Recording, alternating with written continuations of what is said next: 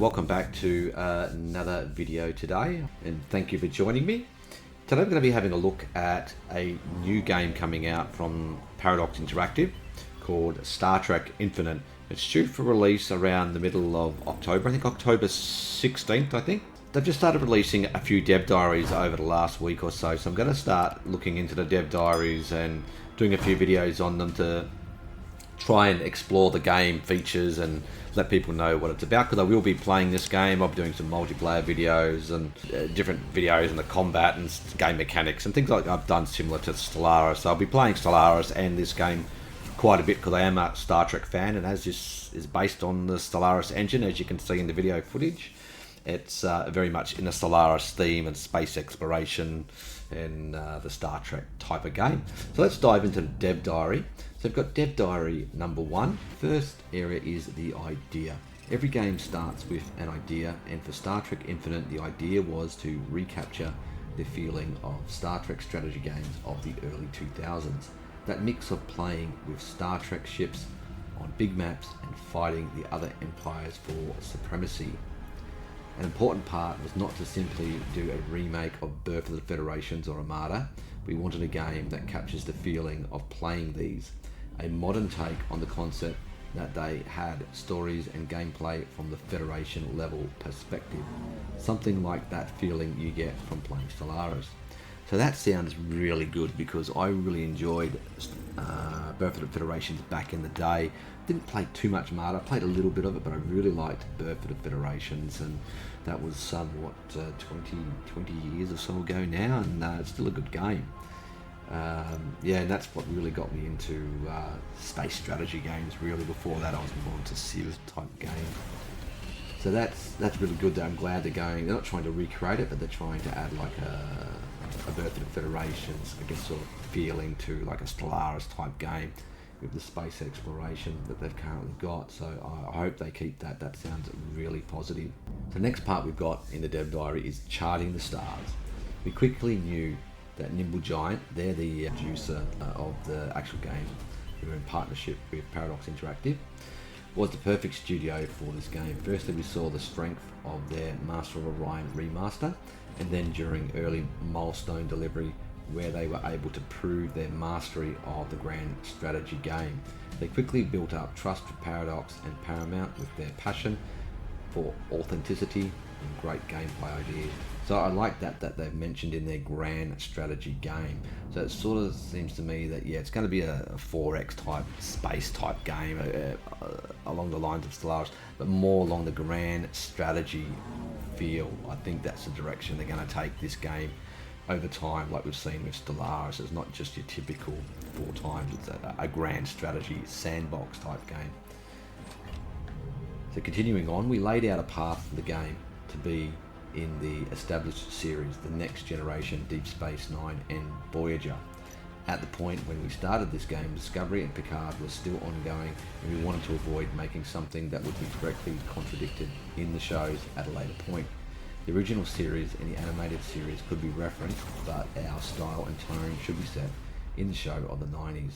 And that's really great as well, because if you're a Star Trek fan, Star Trek Next Generation, Deep Space Nine and Voyager formed the geographic galaxy in the Alpha, Beta, Gamma and Delta quadrants, and all the different lore and the species and the galactic politics and interactions between them all that we commonly know. And that's one of the reasons why Star Trek Picard has been a success, particularly the 3rd season, because it gave us what we all wanted. We all wanted to see an extension of that TNG, DS9, Voyager type era, what happens after, and continuing on that galaxy. I spent time building instead of doing all these other shows like Star Trek Discovery and a few others, which I think it's been cancelled now, so then they're moving on to some other shows.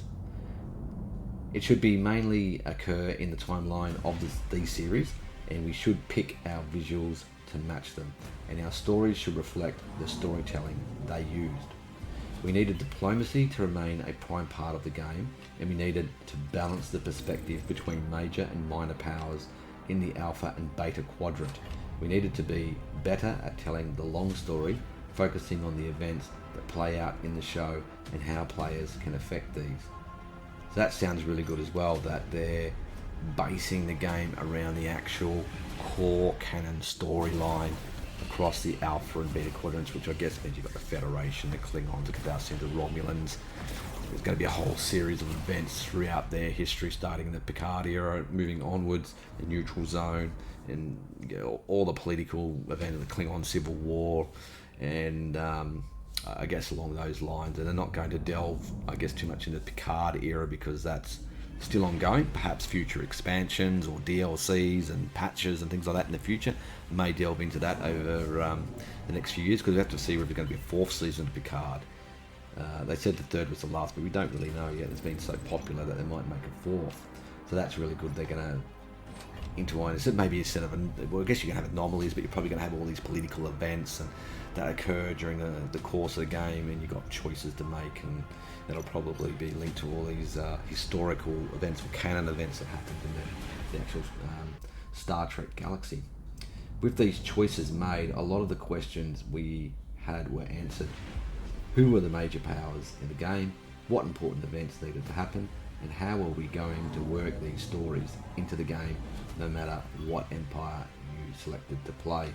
So that's good as well. So it seems like they're not just scripting it tightly for each empire, and there's going to be events and choices that you can make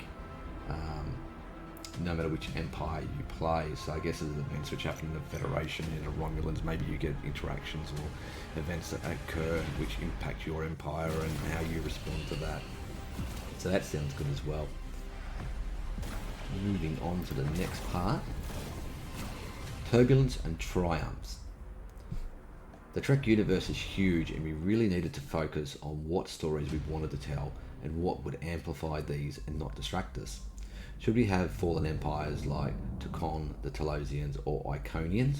No, these could appear in stories, but making them a faction with their own faction would not improve our stories. Okay, so it sounds like they're not going to have fallen empires like we have in Stellaris, with the Iconians and the other sort of superpowers we've seen over time throughout the Star Trek galaxy.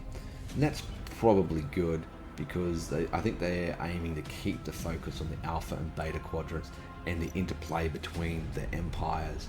So I guess that will work out, because a lot of these superpower empires, a lot of them are in the past. There are a few still around, but maybe they'll be added in future patches and events or crises or something along those lines, mid-game, end-game type crisis like Stellaris. There might be some sort of features like that in the future. Should we have all the quadrants? While Voyager takes place almost exclusively in the Delta Quadrant, the stories we were trying to tell were about the major powers in the Alpha and Beta Quadrant, including the Gamma and Delta Quadrants. Was a distraction from our goal of telling stories about these four powers. They can influence the stories, and we can have some interaction, but play should focus on the Alpha and Beta Quadrant. Okay, good. So they're primarily going to focus on the four major powers that we've seen pictures of: the Federation, Klingons, Romulans, and Cardassians, and the interplay between those four across the Alpha and Beta quadrants. So it doesn't look like the game will encompass the Delta Quadrant or Gamma Quadrant, but there probably will be events such as like Voyager disappearing to the Delta Quadrant, and then you might have like the Bajoran wormhole, and that may link to the Gamma Quadrant, and the Dominion at some point coming into the game, and a whole sort of events and wars and things like that may play out. Then all their ships may come through the wormhole, but we can't actually go to the Gamma Quadrant at this stage of the game, and I'm sure that'll be all part of their future DLC expansion as they expand the game in the future. So that sounds pretty good, and I like how they're focusing on the core of what made Star Trek Next Generation so popular, with the four main races and all the interplay there, and then also with Deep Space Nine as well. So moving on to the last part of the First Dev Diary. Did we pull it off? I believe we did, and we were lucky to get this confirmed when we started doing previews. People seem happy with our vision, and we are looking forward to showing this to more people. In the coming weeks, we will have several more developer logs where we discuss all aspects of making this game, how we approach new features or reworked old ones, how we're focused on art, and what type of new gameplay we added. So that sounds good. They've already set it out to previews and probably alpha testing and beta testing and things like that. So that sounds good. They seem to be happy with the style and the development of the game. The work that has been done by Nimble Giant on this game is amazing, and I'm also happy to have been able to work with them over these few years. We have already started showing a few pieces of gameplay in our trailer that was released last week, and some folks in the gaming press have had opportunities to get hands-on, share their experience and conduct interviews with myself and the team at Nimble Giant. Soon we'll be giving content creators access to the game, so expect more from them in the coming weeks. That's not all, though. We will be creating more dev diaries over the next few weeks in preparation for the launch, so we'd love to hear your thoughts as we publish those. Our Discord server has been steadily growing. Yep. Alright, so it sounds like they're pretty happy with where they are at the moment and they want to hear some feedback. They're giving out some content creators, so that's good. Maybe I can put my hand in the ring and get a copy, maybe. I don't know, probably not big enough yet. But I'm sure we're going to see a lot of footage coming out over the next few weeks, because middle October is not too far away. So yeah, I like the direction the game's going. I think it'll probably be a lot like, well, similar to the Stellaris, and you'll have your core part of the game, but there'll be DLCs and expansions and all that, which will add a lot more to it. But it'll have the core of the Star Trek game, and I really like to see how the events and the politics and everything like that interacts. The neutral zone, the Klingon Civil War, you know, all these events that we've seen in the Borg incursions. You know, we've seen the footage of the Borg already. You know, Dominion War and how that relates to Deep Space Nine, the Bajor and the Prophets, and all this type of stuff. That all looks really good. The Changelings coming into it as well and infiltrating Earth. And yeah, so I'm looking forward to it. So I've already pre-ordered my copy, so I'm happy with that. So send me some comments if you want to, what you want to find out about the game, what you're interested in. If there's some things you'd like me to try and find out, add them in the comments. Do hit that like button for me to subscribe to the channel. Helps me for the algorithm and gives me a bit of motivation to keep going. So I'll see you guys next time when we have Dev Diary number 2. Thanks for watching. Bye for now.